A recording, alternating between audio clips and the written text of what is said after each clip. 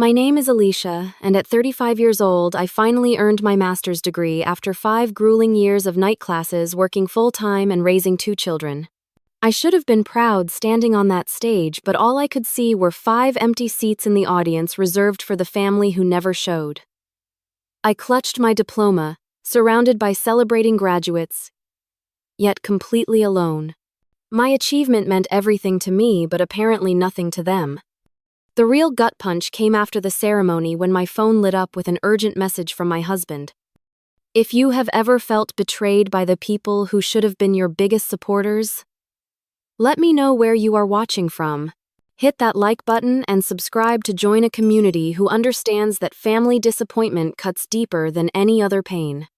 For the past 12 years, I had been married to Nathan, a 37-year-old software developer with a stable job at a tech company in Seattle. Together, we had 2 children: Ethan, our 14-year-old son who was going through that typical teenage phase of finding his parents embarrassing, and Sophia, our bright 11-year-old daughter who was becoming increasingly interested in her social life. We lived in a modest 4-bedroom house in the suburbs, not too flashy but comfortable enough, with a small backyard where the kids could play during the rare sunny days our city offered. I worked at Franklin Financial Services, a mid-sized investment firm where I had been employed for nearly 9 years. My job as a financial analyst was demanding, often requiring 50-plus hours per week, especially during tax season or when major clients needed reports. I was good at what I did, precise with numbers and patient with difficult clients, but year after year I watched as my male colleagues with less experience got promoted ahead of me. "You need more credentials," my boss would say during my performance reviews. "A bachelor's degree in finance is great, but everyone has that. If you want to move up to senior management, you need a master's." After the 3rd time being passed over for promotion, I made up my mind. I would get that master's degree in business administration no matter what it took. The university across town offered evening classes designed for working professionals. It would take 5 years of part-time study, but I figured it was worth the investment in my future. What I did not fully anticipate was how punishing the schedule would be. I would wake up at 5:30 a.m. to prepare breakfast for the family and pack lunches for the kids. Then I would work a full-day rush to class 3 evenings a week from 6 to 9 p.m. and come home exhausted to find dishes in the sink and homework that still needed checking. On the weekends, instead of relaxing, I would lock myself in our home office for hours to complete assignments, while Nathan took the kids to soccer games or birthday parties. "Mom is always studying," I once overheard Ethan complain to his father. "She never has time for us anymore." Those words stung, but I tried to rationalize it. This was temporary. This was for our future. Once I had my degree and the promotion that would follow, we would have more financial stability. Maybe even enough for that family vacation to Disney World the kids had been begging for. My relationship with my brother Derek complicated things further. 3 years older than me, at 38, Derek had always been the golden child in our family. He ran a successful real estate business, lived in a waterfront property, and as a bachelor with no children enjoyed the freedom to travel extensively and indulge in expensive hobbies like sailing and wine collecting. Our parents, who lived 2 states away in California, never tried to hide their preference for him. When we were growing up, they attended every one of his football games but frequently missed my academic competitions. As adults, they would drop everything to help Derek renovate his kitchen but would find excuses when I needed someone to watch the kids during my final exams. "Your brother is just more fun to be around," my mother once told me after I confronted her about this imbalance. "You are always so serious and busy with your responsibilities." The irony was not lost on me that being responsible was somehow being held against me. Despite these frustrations, I persevered with my studies. I wrote papers after the kids went to bed, often staying up until 1 or 2 in the morning. I studied flashcards during my lunch breaks. I sacrificed vacations using that time to get ahead on coursework instead. When friends invited us to parties or weekend getaways, I usually declined, knowing I needed those hours for school. Nathan was supportive at first, picking up some of the slack at home and encouraging me when I felt overwhelmed. But as the years dragged on, his patience began to wear thin. "How much longer is this going to take?" he would ask. The kids barely see you anymore. Just 2 more years, I would assure him. Then 1 more year, then just a few more months. By the time my graduation finally approached, our marriage was strained. We still loved each other, but the distance between us had grown. Nathan had developed his own routines and social circles, often taking the kids to community events or to visit his parents without me. I had missed so many family dinners, school performances, and weekend outings that it had become normal for them to function without me. Which is why the graduation ceremony meant so much to me. It was not just about the degree or the career advancement opportunities it would bring. It was a chance to show my family, especially my children, that all those sacrifices had been for something meaningful.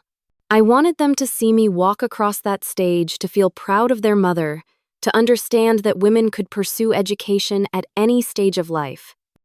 I wanted that moment of recognition, that collective celebration that would make the past 5 years of exhaustion worthwhile. When I graduate, I told Nathan about 6 months before the end of my program, I want everyone there. You, the kids, my parents, even my sister Melissa from Phoenix. This is going to be a big day for all of us. He had nodded and squeezed my hand.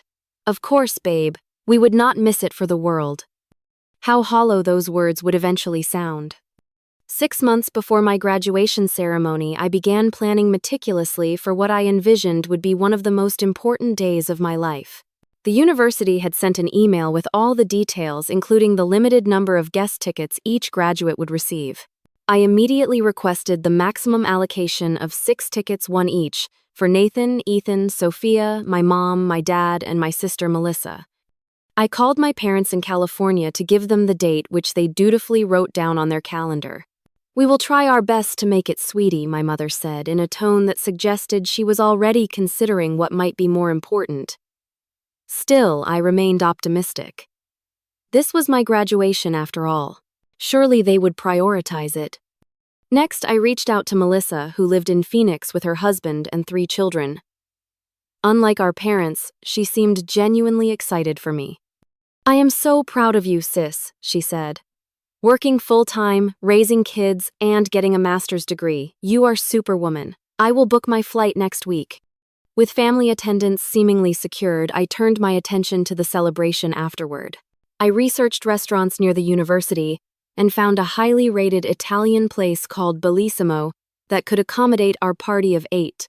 It was expensive, nearly $300 for the reservation, but this was a once-in-a-lifetime occasion. I put down the deposit without hesitation. Since my parents would be traveling from out of state, I also booked them a hotel room at the Marriott downtown, using points I had accumulated through business trips.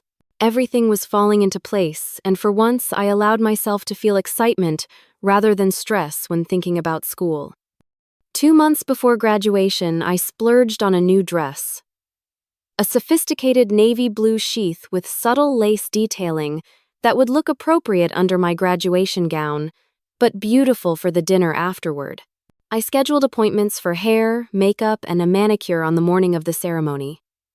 These were luxuries I rarely indulged in, always putting family expenses first, but I wanted to look and feel my best on this day.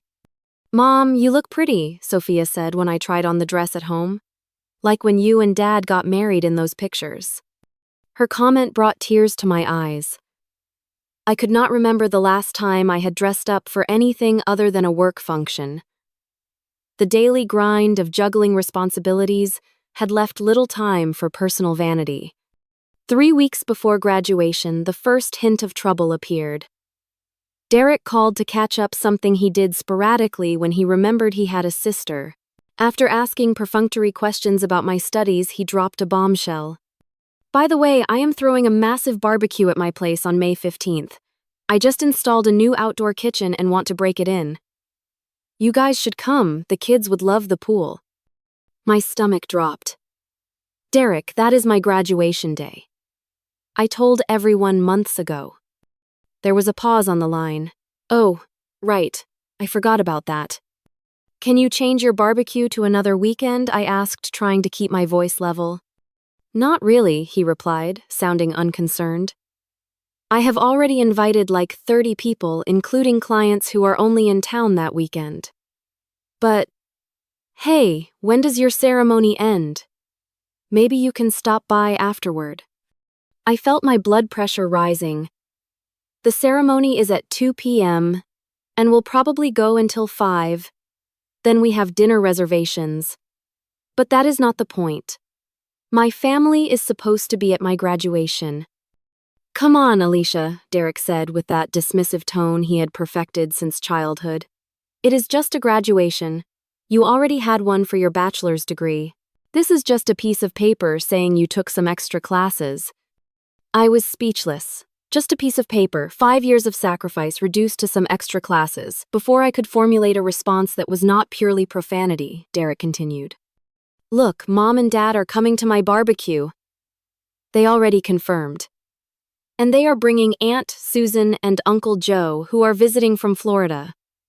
You know how rarely we see them. Now I was truly seeing red. You told Mom and Dad about your barbecue before checking with me about the date. Even though you knew my graduation was coming up, I did not realize it was such a big deal, he said defensively. You are 35, not 22. It is not like this is your first rodeo. We argued for another 10 minutes with Derek refusing to budge and me growing increasingly upset. By the time I hung up, I was shaking with anger and fighting back tears.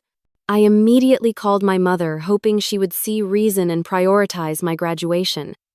Mom, Derek scheduled a barbecue on my graduation day. You cannot go to that instead.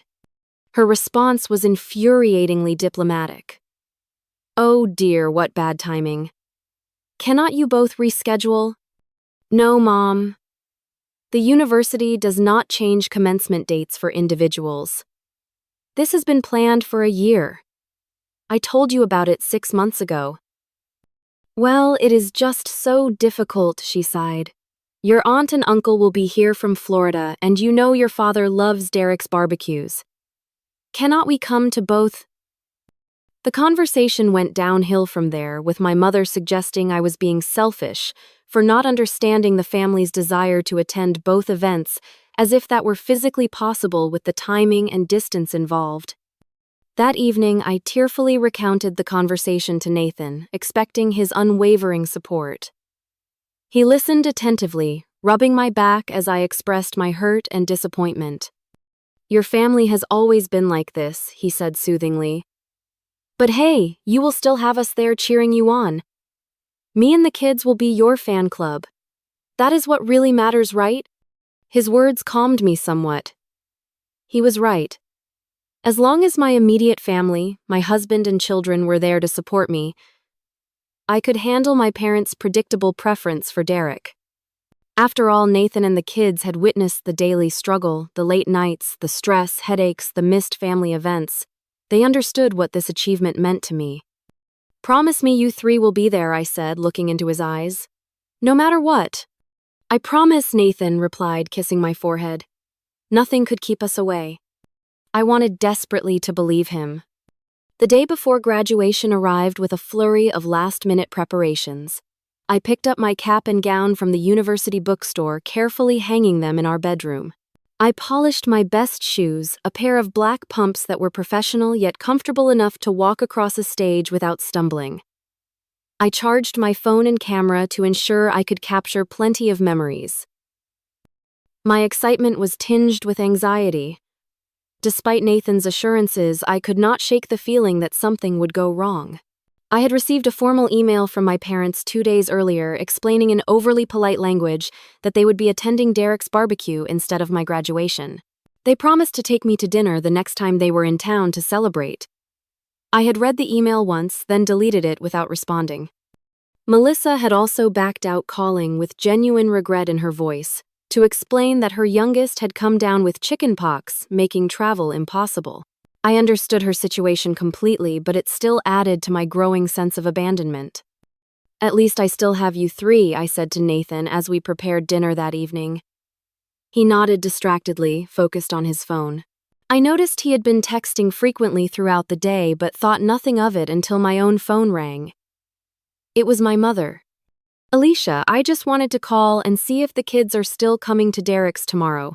He is setting up games for all the children, and Sophia and Ethan are on his list. I nearly dropped the pot of pasta I was draining. What? No, Mom? The kids are coming to my graduation. With Nathan. Oh, she sounded confused.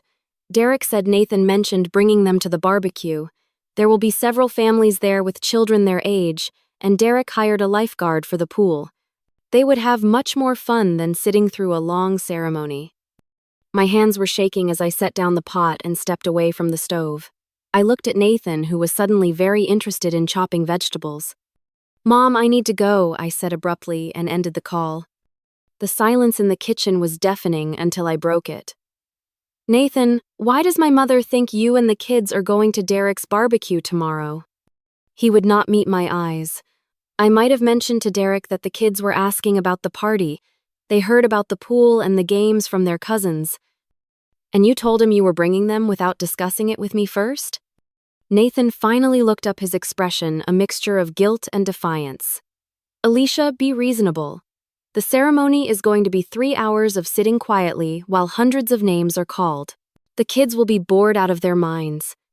So instead of teaching them about supporting family and celebrating achievements, you are teaching them that fun always comes first. My voice was rising despite my efforts to stay calm. This graduation represents 5 years of sacrificing time with them to build a better future for us. Do you not think it is important for them to see that hard work pays off? Nathan sighed heavily. Of course I do. But the kids really want to go to the barbecue.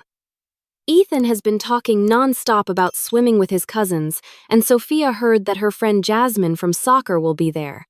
Derek invited her whole family. So what are you saying? I asked, though I already knew the answer. That you want to take our children to a barbecue instead of watching their mother graduate with honors. Cannot we compromise? Nathan suggested, his tone irritatingly reasonable. Maybe I take the kids to the barbecue and we meet you at the restaurant afterward to celebrate. Or I could come to the ceremony alone and pick you up after dropping the kids at Derek's. I stared at him in disbelief. Do you hear yourself? This is not about negotiating a business deal. This is about being there for me on one of the most important days of my life. You're being dramatic, Nathan muttered. It is just a graduation ceremony.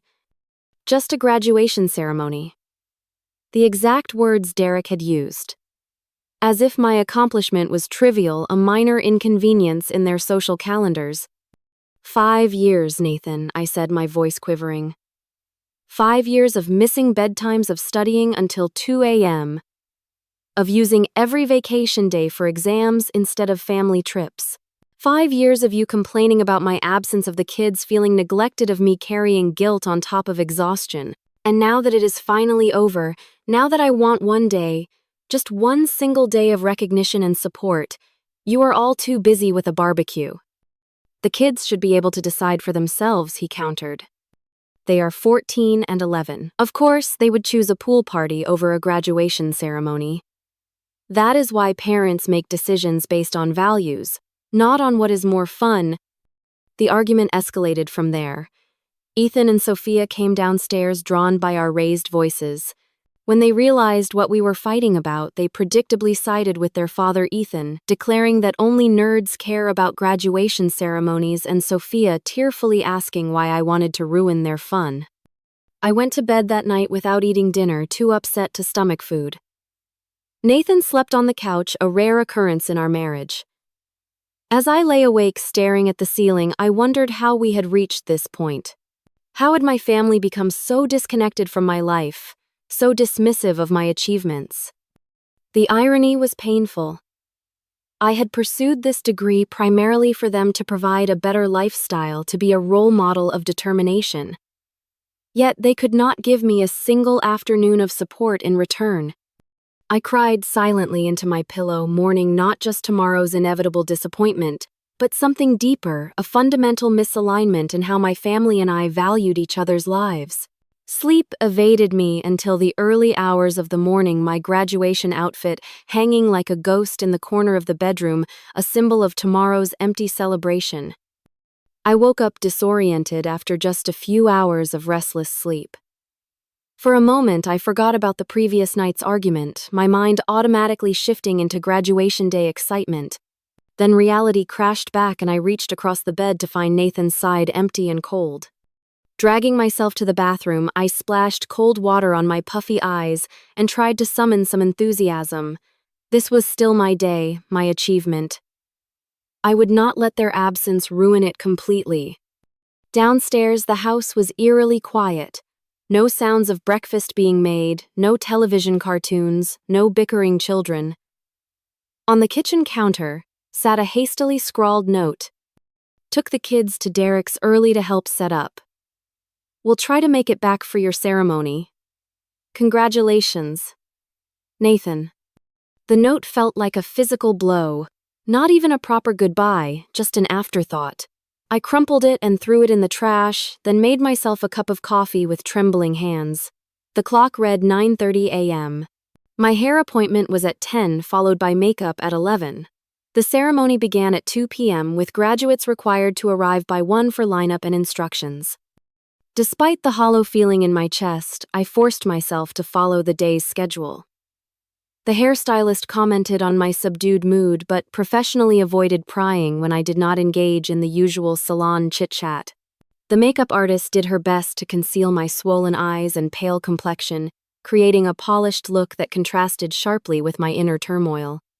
Back home, I carefully put on my new dress, straightened the cap on my newly styled hair, and adjusted the gown's zipper. I took a selfie in the full-length mirror, trying to smile, trying to feel something beyond the hurt. I posted it to social media with a caption about achieving goals and tagged my family members out of habit, or perhaps spite. The congratulatory comments began immediately. Coworkers, distant relatives, old high school friends, all expressing pride and excitement. Everyone except those who mattered most. I texted Nathan before leaving the house. I am heading to the ceremony now. Are you still planning to come? 3 dots appeared, disappeared, then reappeared. Finally, Ethan took a bad fall while running around the pool.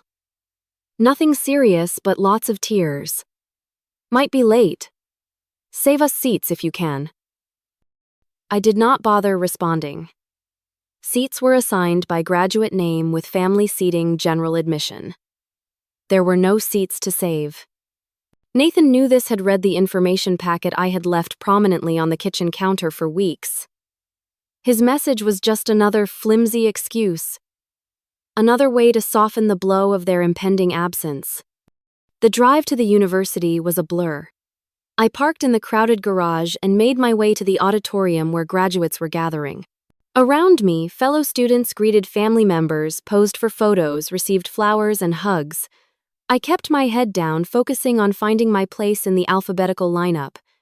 My phone buzzed with messages of encouragement from Linda, my closest work friend, and from Professor Jenkins, my favorite instructor who had written my recommendation letter for a senior analyst position I had applied for. Their words were kind but only emphasized the silence from my family. The graduates processed into the main hall to pomp and circumstance, an ocean of identical black gowns and square caps. From the stage, I scanned the audience irrationally, hoping to spot Nathan and the kids slipping in late. The ceremony began with speeches from the university president, the dean, and a successful alumna who spoke about perseverance and work-life balance, words that felt like they were directed specifically at me. When my department was called, I rose with my row and waited for my name. In those moments of anticipation, I made a decision. I would enjoy this moment for myself, not for anyone else. I had earned this. Alicia Marie Williams, Master of Business Administration with honors. I walked across the stage with my head high, shook the dean's hand, accepted my diploma case, and moved the tassel on my cap from right to left. There was polite applause, the same as for every other graduate. No distinctive cheers, no special whistles or calls of my name, just the anonymous recognition of strangers witnessing another stranger's milestone. After returning to my seat, I felt oddly calm. The hurt was still there, but it had crystallized into something harder, something that felt like resolve. I sat through the remainder of the ceremony in a detached state, clapping automatically for my fellow graduates, while my mind wandered to what would come next. How I would address this betrayal with my family.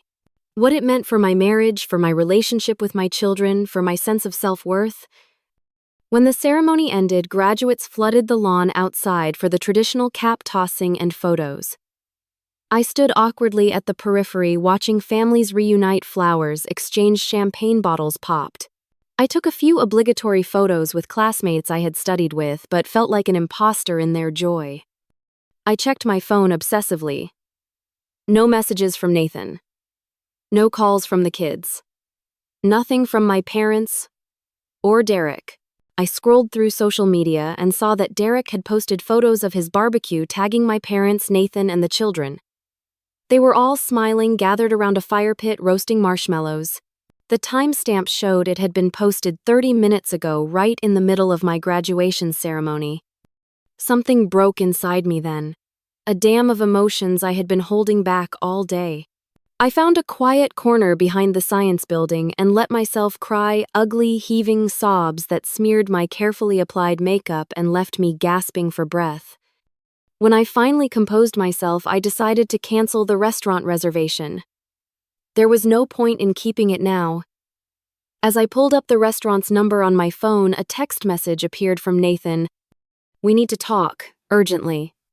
Immediately afterward, I noticed something that sent a chill through me. 45 missed calls from Nathan, all within the past hour.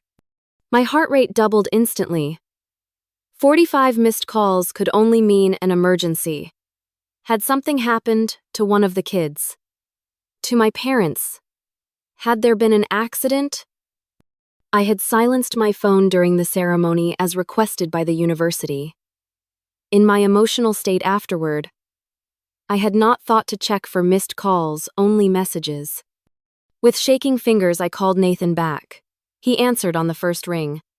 "Alicia," thank God his voice was high-pitched with panic. "I have been trying to reach you for over an hour." "What happened?" I demanded, already walking quickly toward the parking garage. "Is everyone okay?" "It is Ethan," Nathan said, his words tumbling out in a rush. He was climbing on that ridiculous new water slide Derek installed, showing off for his cousins, and he fell. "We are at Memorial Hospital. The doctor thinks his arm is broken." "I will be right there," I said, breaking into a run despite my heels. "Is he in a lot of pain? How bad is it?" "They gave him something for the pain, but he is pretty shaken up. He keeps asking for you." That last part sent a wave of conflicting emotions through me. On one hand, my maternal instinct kicked in, immediately desperate to reach my injured child. On the other, a small, bitter voice in my head noted that now suddenly my presence was essential. I drove to the hospital in a state of heightened anxiety, alternating between concern for Ethan and residual anger at the entire situation. The graduation gown lay crumpled in my passenger seat, the cap tossed carelessly in the back. My diploma case sat unopened on the dashboard. Memorial Hospital was only 15 minutes from campus, but the drive felt interminable. I found parking in the emergency lot and rushed inside, still wearing my navy blue dress, my carefully styled hair now falling loose around my shoulders. The emergency room was busy with the typical Saturday afternoon cases. I gave Ethan's name at the reception desk and was directed to Bay 7. Drawing back the curtain, I found a scene that stopped me in my tracks. Ethan lay on the bed, his right arm encased in a temporary splint, his face tear-stained but calm. Around him stood not just Nathan and Sophia, but my parents, Derek, and a doctor reviewing some x-rays. They all turned to look at me as I entered, expressions ranging from relief to guilt, to something that looked uncomfortably like pity.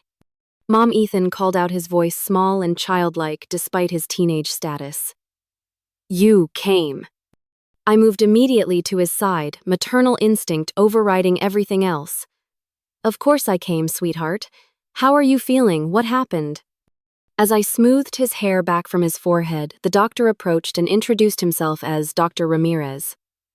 "Your son has a simple fracture of the radius," he explained, pointing to the x-ray. "Painful but straightforward. We will put a cast on it and he should heal completely in about 6 weeks." I nodded gratefully, relief washing over me. A broken arm was serious but manageable. Not life-threatening. Not permanent. He was very brave, my mother interjected, patting Ethan's leg. Barely cried at all after the initial shock. I acknowledged her with a tight smile but could not bring myself to engage further. The fact that they were all here gathered around my son when they could not be bothered to attend my graduation felt like salt in an open wound. Derek stepped forward, his expression contrite. Thank God you got here, sis. The little man has been asking for you nonstop. Something in his casual tone, the ease with which he acted as if this were just a normal family gathering rather than the culmination of a profound betrayal, snapped what remained of my composure. Thank God I got here, I repeated, my voice dangerously quiet. As opposed to where I was before graduating alone, while my entire family enjoyed a barbecue, an uncomfortable silence fell over the small space. Nathan shot me. A warning look silently pleading for me to not do this here. Not now. But 5 years of suppressed exhaustion, frustration, and hurt had reached a boiling point. I just spent the most important day of my professional life completely alone. I continued, my voice trembling but clear. No husband, no children, no parents, not even a single text message of congratulations, because a barbecue and a pool party were more important than 5 years of sacrifice and hard work. Alicia, my father began, his tone placating. This is hardly the time or place. When would be a better time, Dad? I asked, tears threatening again. When I am back to being invisible, when I am back to being the responsible one who never gets acknowledged, when I am back to putting everyone else first while none of you can spare a single afternoon for me. My mother looked genuinely confused. Honey, we did not realize it meant this much to you. It is just a ceremony. Just a ceremony, I repeated hollowly. Just like it is just a degree. Just an accomplishment. Just my life. Derek, clearly uncomfortable with the tension, attempted to deflect. Look, what matters now is that Ethan is going to be okay. This was an emergency situation. And if there had not been an emergency, I challenged him. Would any of you have regretted missing my graduation? Would you have even thought about me at all today? The silence that followed was answer enough. Nathan stepped forward, placing a hand on my arm. Alicia, you are upset and you have every right to be. But Ethan needs calm right now. We can discuss this later. I looked at my son, who was watching the adult drama unfold with wide, anxious eyes. Sophia stood beside him, chewing her lip nervously. They did not deserve to witness this, to be caught in the crossfire of adult resentments. You are right, I conceded, taking a deep breath. Ethan needs us to focus on him right now. I turned my attention fully to my son, asking him about the doctor's examination, making sure he understood what would happen next with the casting process. I kept my voice steady and reassuring, compartmentalizing my hurt as I had done countless times before. When the nurse came to take Ethan for casting, I volunteered to accompany him, needing a break from the suffocating presence of everyone else. As we walked down the hallway, Ethan leaning slightly against me, he spoke softly. I am sorry I missed your graduation, Mom. I really wanted to go to the party and Dad said it would be okay. I swallowed hard. It is not your fault, sweetie. Adults made those decisions, not you. But you are sad. Yes, I admitted, seeing no point in lying to him. I am sad, but I am also very proud of myself, and I hope someday you will understand why today was important. He nodded solemnly, his young face contemplative in a way that made him look suddenly older. I am proud of you too, Mom. Even if I did not see you get your diploma thing. His simple words were the first genuine recognition I had received all day, and they meant more coming from him than they would have from anyone else. After Ethan's arm was properly cast, we returned to find the emergency room bay empty, except for Nathan, who explained that my parents and Derek had gone to get coffee in the cafeteria. Sophia had accompanied them, apparently more interested in the hospital vending machines than in her brother's medical procedure. The doctor says we can take him home, Nathan said, handing me the discharge paperwork. He has a prescription for pain medication that we need to fill. I nodded mechanically, still operating in mother mode, prioritizing Ethan's needs above everything else. I will take him home. You can pick up the prescription. Alicia Nathan began hesitantly about today. Not now, I cut him off. Not in front of Ethan. Just then, my phone rang. It was Linda, my coworker, who had promised to attend the graduation ceremony to support me. Alicia, where are you? I have been looking everywhere. I thought we were meeting by the fountain after the ceremony. I had completely forgotten our arrangement in the chaos of the emergency. Linda, I am so sorry. I am at Memorial Hospital. Ethan had an accident. Oh my God, is he okay? Her concern was immediate and genuine. A broken arm. We are about to head home.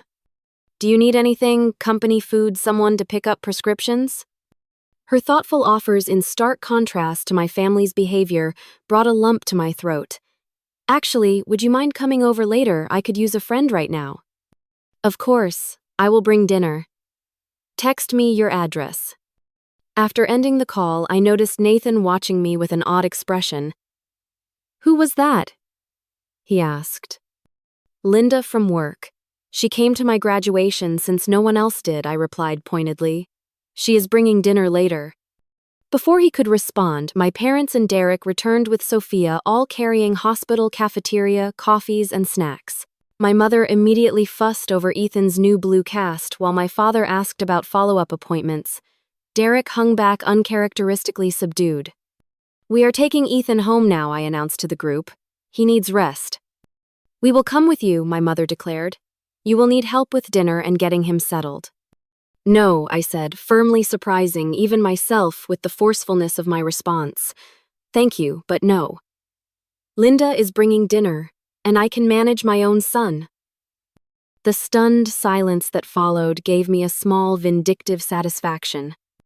But we came all this way, my father protested, and we were planning to stay until tomorrow.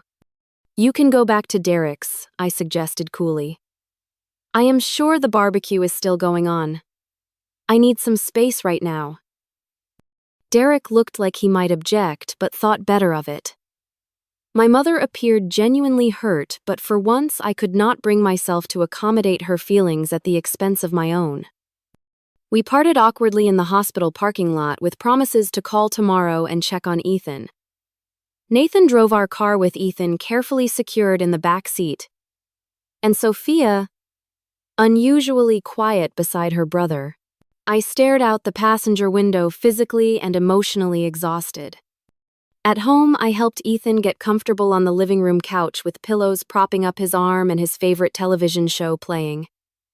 Sophia retreated to her room, clearly sensing the tension between her parents. Nathan hovered uncertainly, waiting for the inevitable confrontation.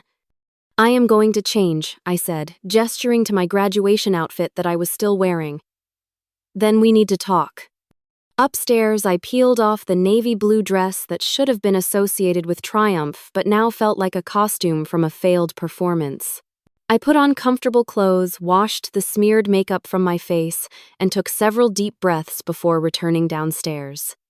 Nathan was in the kitchen mechanically unpacking the prescription bag from the pharmacy. He looked up when I entered.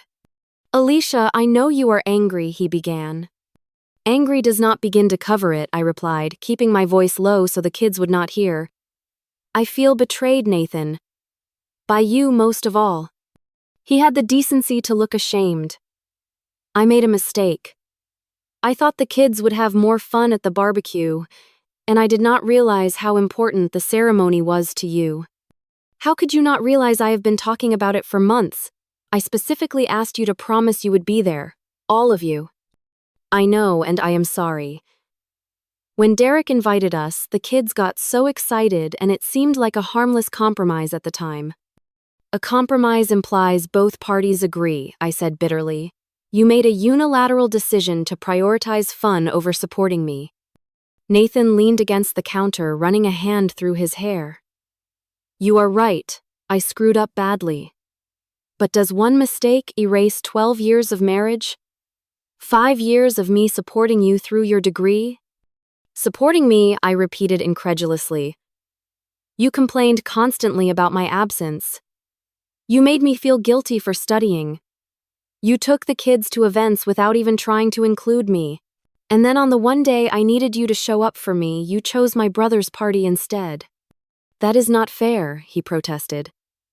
I have been juggling work and childcare and house maintenance while you were in class 3 nights a week. I have been supportive in ways you do not even see. And I have been working full-time while studying nights and weekends for 5 years to build a better future for our family, I countered. We have both made sacrifices, Nathan. The difference is that I would never ever have missed an important milestone in your life. The truth of that statement hung between us. Nathan knew I was right.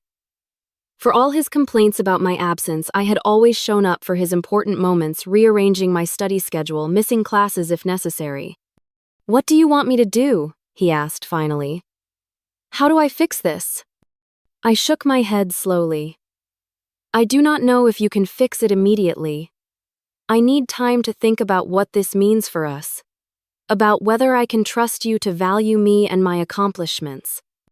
Are you saying you want a separation? Alarm crept into his voice. No, I clarified. I am saying I need space to process what happened today. I am going to stay at the hotel I booked for my parents, just for a week. I need to clear my head. A week, Alicia, be reasonable. Ethan has a broken arm. He needs his mother. Ethan has a father who apparently is perfectly capable of making decisions without consulting me, I replied sharply. He will be fine for a few days with you in charge. I will check in on him daily and come back if there are any complications. Nathan looked like he wanted to argue further, but seemed to realize he was in no position to deny me this request. When will you leave? After Linda brings dinner and I explain things to the kids, I will pack tonight and leave in the morning. As if on cue, the doorbell rang announcing Linda's arrival. She brought not only dinner as promised, but also a graduation gift, a beautiful leather portfolio embossed with my initials, and a card signed by several coworkers. We are so proud of you, she said, hugging me tightly. You worked so hard for this.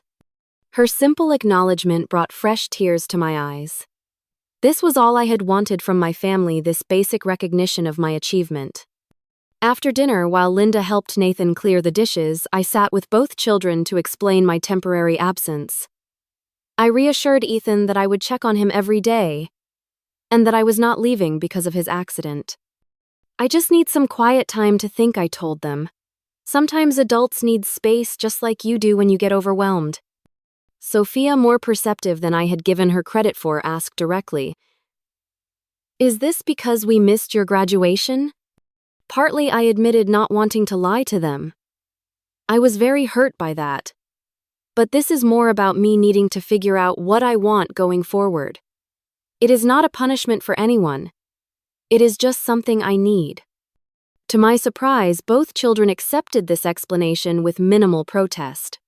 Perhaps they sensed the depth of my hurt, or perhaps they were simply exhausted by the day's events. Either way, they hugged me goodnight with extra fierceness, as if already missing me.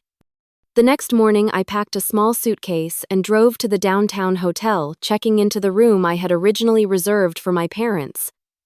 The irony was not lost on me.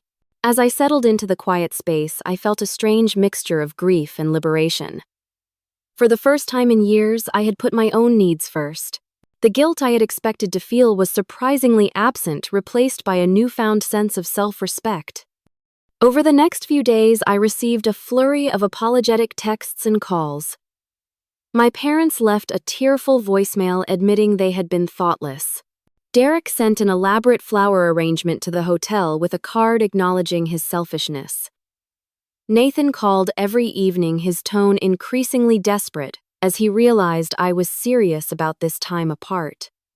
I spent the week reflecting on my relationships, my career goals, and what I wanted from the next phase of my life. I visited Ethan daily, bringing small gifts and helping him adapt to one-armed living. I had lunch with Sophia at her school, reassuring her that family challenges were normal and resolvable. I spoke with my boss about the senior analyst position, which had been unofficially offered to me upon completion of my degree. By the end of the week, I had reached several important conclusions. My family's behavior had revealed a painful truth about how they valued my contributions and aspirations. But it had also given me clarity about my own worth and the boundaries I needed to establish going forward. When I finally returned home, I was ready for the difficult conversations that would reshape our family dynamics. One week after my graduation ceremony, I drove home from the hotel with a sense of purpose I had not felt in years. The time alone had been transformative, allowing me to process my hurt without the constant pressure to forgive prematurely for the sake of family harmony. Nathan was waiting for me on the front porch, a tentative smile on his face. He helped carry my suitcase inside, where the house was surprisingly clean and orderly. I later learned he had hired a cleaning service, a gesture that acknowledged how much domestic labor I typically shouldered alongside my other responsibilities. "The kids are at school," he said. "I thought we should talk privately first." We sat at the kitchen table, the scene of countless family meals and homework sessions. The familiar setting underscored how much had changed in just 1 week.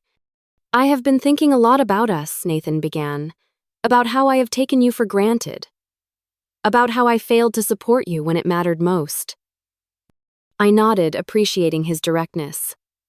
"I have been thinking too. About what I need from this marriage going forward." "Tell me," he said, and for perhaps the first time in years, he seemed genuinely ready to listen. "I need respect for my accomplishments, not just lip service. I need a true partner who values my goals as much as his own and the children's. I need to stop being the default parent, the default housekeeper, the one whose needs always come last." Nathan did not become defensive as he might have before. Instead, he acknowledged the truth in my words. "You deserve all of that. I see now how I have been putting you last even while complaining about your absence. It was unfair and hypocritical." We talked for hours, more honestly than we had in years. Nathan revealed his own insecurities about my educational advancement, fearing I would outgrow him professionally. I shared my resentment over bearing the mental load of family management while pursuing my degree. We discussed practical changes like hiring occasional help with housework and creating a fair division of parenting responsibilities. When the children returned from school, we had a family meeting. Ethan, his cast now decorated with colorful signatures from classmates, sat solemnly as we explained that we were working through some challenges, but were committed to being stronger as a family. "Does this mean you are staying, Mom?" Sophia asked, her voice small. "Yes," I assured her. "But it also means some things will be different. I will be starting a new position at work soon with more responsibility, and everyone in this family needs to contribute more at home." To my surprise, both children readily agreed. Ethan volunteered to take over lawn mowing duties once his arm healed, while Sophia offered to be responsible for laundry sorting. They seemed almost relieved to have concrete ways to help maintain our household. Over the next few days, I had similarly forthright conversations with my parents and Derek. I invited them over individually, not wanting to feel outnumbered during these difficult discussions. My parents arrived first, bearing gifts and apologies. My mother handed me a card containing a substantial check, clearly hoping to buy forgiveness. I returned it to her gently but firmly. "This is not about money," I explained. "This is about recognizing a pattern that has existed my entire life. Derek's events always take priority. His achievements are celebrated, while mine are minimized." My father looked genuinely surprised. "We had no idea you felt this way, Alicia." "That is part of the problem," I replied. "You never asked. You never noticed." The conversation was uncomfortable but necessary. I did not demand dramatic promises or tearful apologies. Instead, I established clear boundaries for our relationship moving forward. I would no longer accept last-minute cancellations or secondary status in family priorities. I would no longer exhaust myself trying to earn approval that was freely given to my brother. Derek's visit was equally revealing. Without the buffer of our parents or my children, he was forced to confront his role in the family dynamic. "I never intentionally tried to overshadow you," he insisted. "Intent does not erase impact," I countered. "Your barbecue could have been scheduled for any weekend. You chose my graduation day, then refused to change it." To his credit, Derek did not make excuses. "You are right. I have been selfish. I think I have gotten used to being the center of attention in this family." We reached an understanding that would require ongoing effort to maintain. I did not expect decades of patterns to change overnight, but I was no longer willing to accept being an afterthought in my own family story. The weeks that followed brought gradual healing. Ethan's arm mended steadily, a visible reminder of how resilience can follow injury. My promotion to senior analyst came through complete with a significant salary increase and a private office. The extra income allowed us to hire a weekly cleaning service, relieving some of the domestic burden that had contributed to my exhaustion. Nathan followed through on his promises, taking on more parenting responsibilities and making a point to celebrate my professional achievements publicly. The children, watching their parents model new behaviors, began showing more appreciation for my contributions both at work and at home. Perhaps the most meaningful gesture came a month after graduation, when Derek organized a small surprise party specifically to celebrate my master's degree. He invited my close friends and colleagues, ordered a cake decorated with my university's colors, and gave a speech acknowledging my determination and intelligence. My parents attended, bringing a framed professional photograph of me in my graduation regalia that they had commissioned from the university's photographer. It was a lovely evening, but its significance went beyond the celebration itself. It represented a shift in how my family perceived my accomplishments, a recognition that my milestones deserved the same attention and respect as anyone else's. As I prepared to hang my diploma in my new office, I reflected on the unexpected journey that had followed my graduation day. What should have been a simple celebration had instead become a catalyst for profound change in my most important relationships. I had learned that sometimes the greatest gift of education is not the degree itself, but the self-knowledge that comes with it. I had learned that standing up for myself did not mean losing my family, but rather creating healthier connections based on mutual respect. I had learned that setting boundaries, though initially painful, ultimately allows for more authentic relationships. Most importantly, I had learned that my worth was not determined by others' recognition, but by my own sense of accomplishment and integrity. The empty seats at my graduation had initially felt like rejection, but they had ultimately led to a fuller understanding of my own value and the courage to demand that others recognize it too. Sometimes the deepest wounds lead to the most significant growth. Have you ever had to stand up for yourself with family members who took you for granted? How did you handle it? Share your experience in the comments below. And do not forget to like and subscribe for more stories about navigating family dynamics and finding your voice. Thank you for listening to my journey, and remember that your achievements deserve celebration, even if you have to be your own biggest cheerleader sometimes.